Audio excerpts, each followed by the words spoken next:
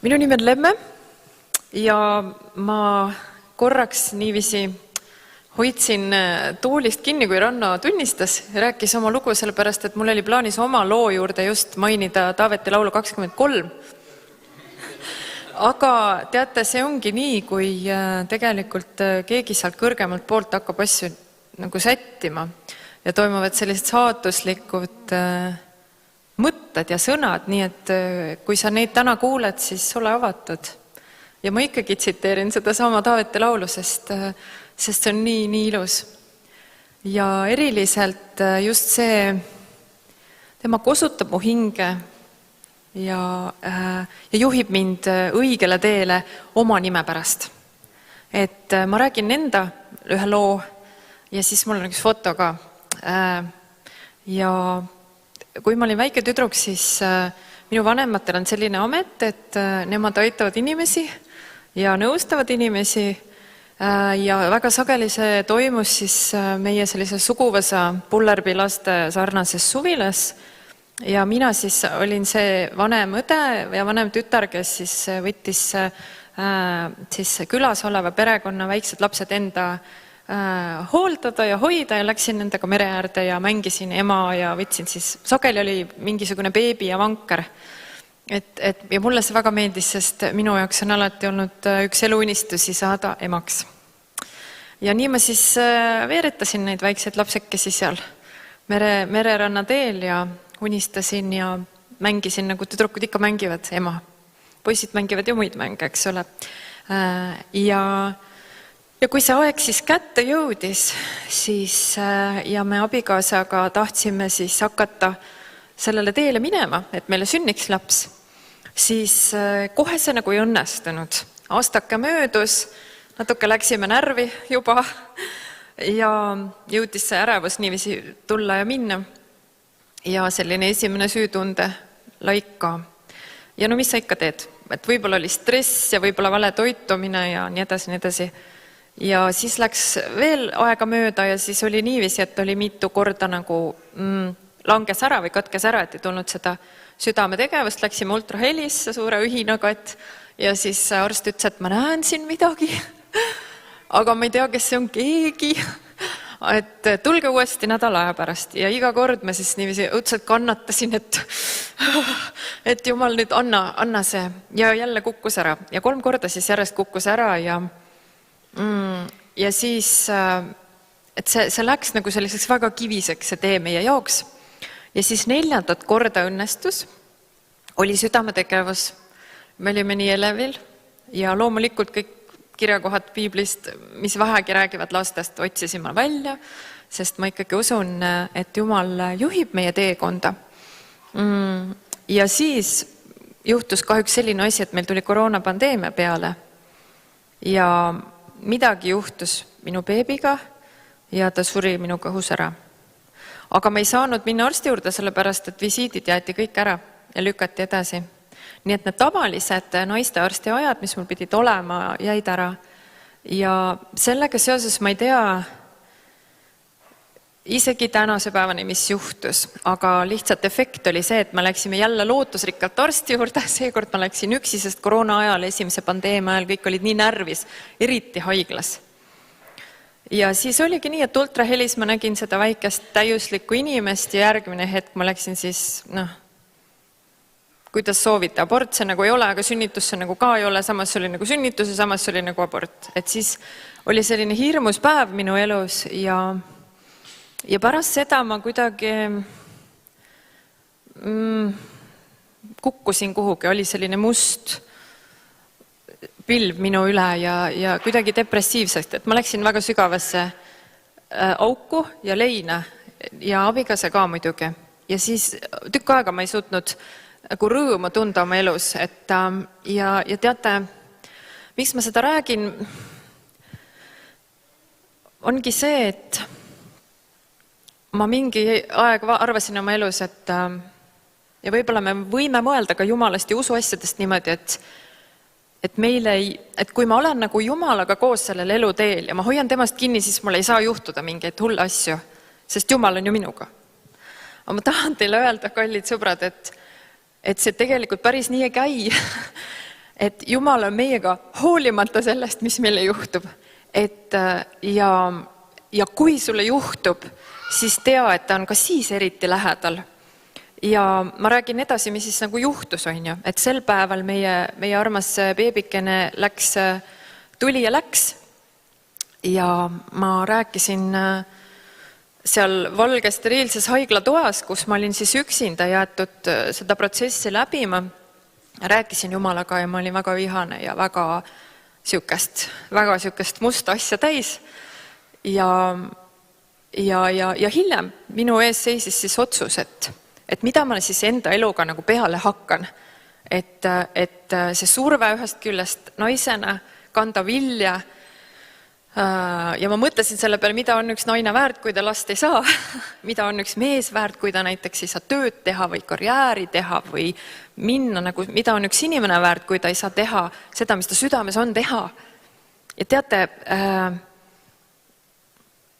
tundub, et on nii, et sellel usu teel tuleb üks aeg, kus meie unistused, meie valikud ja see pärand, mis on piibliraamatus nii ilusti kirjas, pannakse proovile. Ja minu elus oli just see valik, et praegu, kus on nagu kärss kärnas ja maa külmas ja piibel ütleb ilusaid asju ja minu elus on selline surm ja lein, et mida ma nagu nüüd teen ja mida ma usun, et kas ma võib-olla löön käega, lähen ära ja mõtlen, et ja küll, proovisin ju seda Jumala värki, on ju. Ja väga piinlik on see siis, kui sul on suguvõsa, kõik on võrratud kristlaseid täis ja see kuidagi nagu lisas veel seda survet mulle. Ja teate, siis ma lihtsalt mõtlesin tükk aega ja seedisin seda asja. Ja ma tahan lihtsalt paari asja öelda, et ma jõudsin sellele järeldusena, et ma ei suuda enda südame eest ise hoolt kanda selles elus.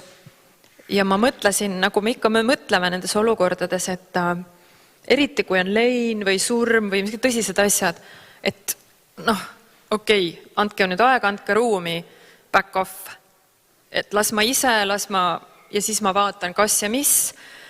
Ja Jumalaga meil on sama reserveering. Ja ma ütlesin Jumalale ka, et sina lubasid minu beebile ära surra. Et sina nägid ja sina lubasid. Ja teate, see protsess selles mõttes kestis mingi aeg enne, kui ma olin üldse võimeline midagi käsitlema ja ma käisin psühholoogi juures haiglas ja nii edasi, aga ma tahan nagu rõhutada seda, et me inimesed ulatume teatud sügavuseni ja siis sügavamale enam ei ulatu enda sisse. Ja üks põhjus, miks meil on veel Jumalat vaja, ongi see, et tema ulatab. Ja ma sain aru, et see, kes minust oli nagu saanud, see rõõmsameelne selline tüdruk, kes teeb igasuguseid asju ja et see oli nagu tuhmistunud kuhugi ära. Ja ma sain aru, et ma ei saa nagu tagasi ise. Ma saan mingisugusele rajale, aga suhteliselt siuke ebastabiilne ulmutt tuleb minust, kui ma ise lähen nagu ilma Jumalata kuhugi. Ma usun, et saate aru, et mingi versioon minust on nagu, kui ma ei otsi nagu seda lähedust Jumalaga, aga see on väga riskantne. Ma ei tea, mis selle asjaga saab minu südames. Teine tee oli olla siis see natukene nõdrameelne ja usaldada Jumalat hoolimata sellest, mis minuga juhtus. Ja teate, need kohad meie elus, ükskõik mis kriis meid võib tabada, Jumal on selles mõttes hästi vahva, et ta on ärras mees, ta ei vajuta sulle haamriga pähe, et küpse nüüd ära ruttu, tee see otsus, on ju. Et ta laseb sul protsessi, ta ei tule sinule, eks ju, õue peale, kui sa ei lase teda sealt väravakesest sisse. Et nii ka minule Jumal andis lihtsalt aega leinata, olla tusane ja tunda kõiki neid tundeid ja siis mõelda, et kas ma tahan olla kristlane edasi, kas ma jaksen, mida ma üldse otsustan nüüd selle asjaga teha. Ja teate, siis ma oma südames jõudsin sinna kohta, et ja küll, et Jumal, et ma pean uskuma, et see piibel ei valeta mulle, ma pean uskuma, et siin on mingisugune võti, ma ei tea kuidas, pärast ma veel adopteerin või midagi juhtub, aga et Jumala õnnistused on minu jaoks, et tolgugi, et see paistab vastupidi praegu, et ma võib-olla olen rohkem, nagu meie väljakutses paistab, suhteliselt nagu jobu variant, sest siis tundub vastupidi, siis tundub, et kõige normaalsem asi, mida teha, oleks visata see piibel kaminasse, minna ja elada normaalset elu. Adopteerida või las see mees läheb ja leiab naise, kes sünnitab talle paremale vasakule 5 last, on ju. Mina ju ei saa selle seda pakkuda, on ju. Et väga kehvad lood. Aga Jumal on hästi ustav, et selles mõttes ma ei oska teile seda hetke nagu tuua, millal Jumala nagu julgustus ja abi minuni jõudis, aga see jõudis. Ja ma sain kuidagi julgust just prohvetite raamatutest, kus ta räägib uuest elust ja algusest ja Jumal lihtsalt toetas väga minu abielu, minu perekonda, sinna hakkas tulema tervenemist. Ja siis ühel päeval me avastasime, et midagi nagu juhtus, läksime jälle arsti juurde. Arst ütleb, südametegevus. Ja siis ma mõtlesin, et ohoh, ausalt öeldes mul tekkis stress ja mu vererõhk läks kuhugi. Ma mõtlesin, Heidi jälle, ma nüüd pean hakkama jälle kartma ja kannatama, jälle see kadalipp. Et nii õudne, et ma nüüd ootan, et katkeks ära, iga visiit oli jälle siuke, et selline hästi suur võitlus sinna arsti juurde minna. Aga Jumal kuidagi tegi midagi, andis, laps oli tugev algusest peale ja iga visiit, kõik oli korras.